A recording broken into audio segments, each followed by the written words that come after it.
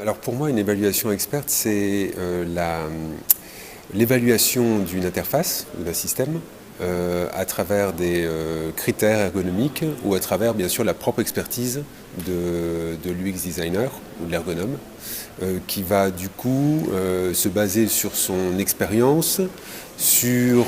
des heuristiques, sur des grilles en fait existantes qui vont lui permettre de procéder à une critique d'une interface et qui va lui permettre du coup de faire des recommandations ou de rédiger un rapport regroupant ces recommandations pour l'amélioration d'une interface. Alors, ces évaluations, pour moi, elles interviennent bien quand on a une maquette suffisamment aboutie,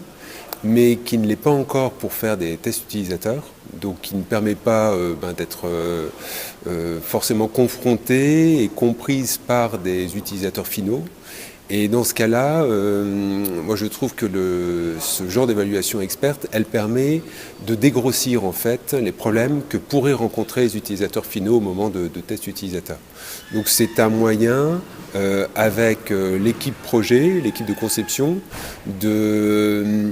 donner un premier coup de peigne en fait, de dégager les principaux problèmes de l'interface qui a été conçue. Et voilà. Et ça intervient du coup dans une phase post-maquettage et pré-test utilisateur.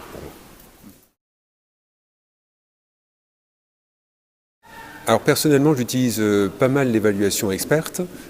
quand j'ai des clients qui me demandent, bien souvent en fait, c'est parfois la demande, c'est on a une interface, on est en train de concevoir un système, on ne se pose pas la question vraiment des utilisateurs, mais on attend de l'ergonome avec son expertise qu'il puisse faire justement un peu avec d'un coup de baguette magique, rendre l'interface